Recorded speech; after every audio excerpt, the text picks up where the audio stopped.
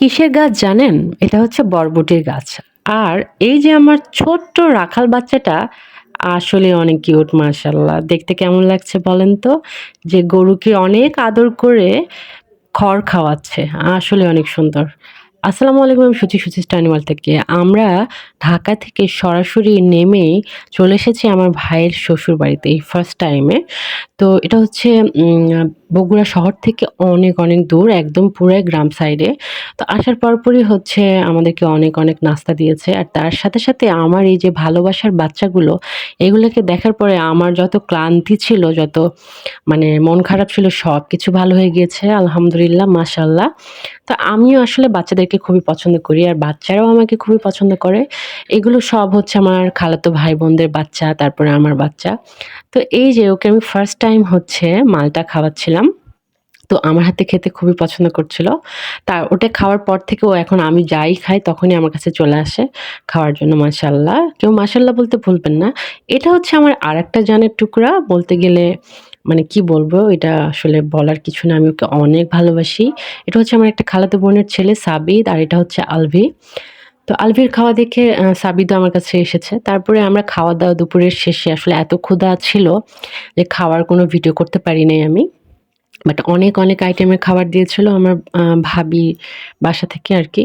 তারপরে এই যে বরবটির গাছ, তো বরবটির গাছ আমি ফার্স্ট টাইম দেখলাম। মানে সিমের পাতা আর বরবটির পাতা প্রায় সিমিলার আরকি। মানে কেউ বুঝতে পারবে না।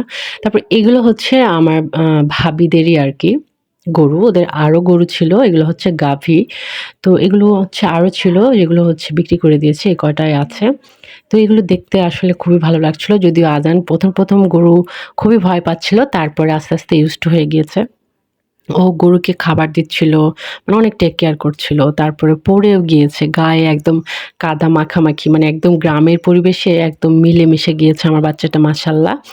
তো এই যে দেখতে পাচ্ছেন যে ও হচ্ছে এটা কোথা থেকে পেয়েছে আমি জানি না। আর এটা যে এইভাবে ঘাড়ে নিতে হয় এটা ও কিভাবে শিখলো সেটাও আমি বলতে পারব না। এই ফার্স্ট টাইম। আর এগুলো তো মোবাইলেও দেখা যায় না। বাট ও কিভাবে এগুলো শিখলো?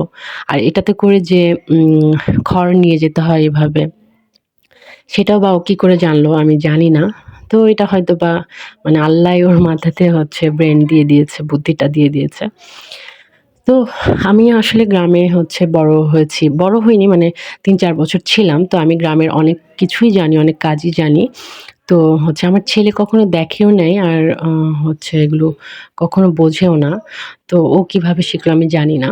যাই হোক মাশাআল্লাহ আমার তো খুবই আনন্দ লাগছিল যে আমার ছেলে এগুলো কাজ করছে। তো এটা কিন্তু অনেক ভারী। মানে আমি নিজেও এক হাত দিয়ে এটা তুলতে পারছিলাম না। বাট মাশাআল্লাহ তো ঘেমে একদম পুরা পানি। তো আমি ভাবলাম যে একেবারে খেলে নেই। তারপরে আমি ওকে একদম সুন্দর করে ক্লিন করে দিব যাওয়ার আগে। তো আমরা এখান থেকে চিন্তা করলাম যে বিকাল বেলায় হচ্ছে বের হব। তো যেহেতু আসলে আমার বাচ্চাটা অনেক কষ্ট করেছে অনেক।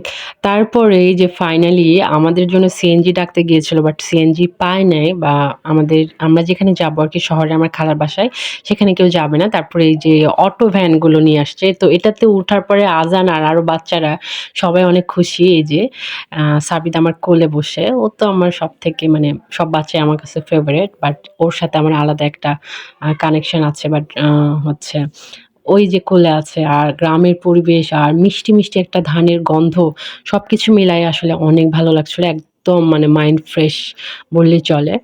আলাদা একটা রিফ্রেশমেন্ট আসছে। অনেকদিন থেকে ভাবছিলাম যে গ্রামে যাবো। তো ফাইনালি গ্রাম দেখা হলো। তারপরে এই তো আমরা বাসার উদ্দেশ্যে চলে যাচ্ছি। আল্লাহ হাফেজ।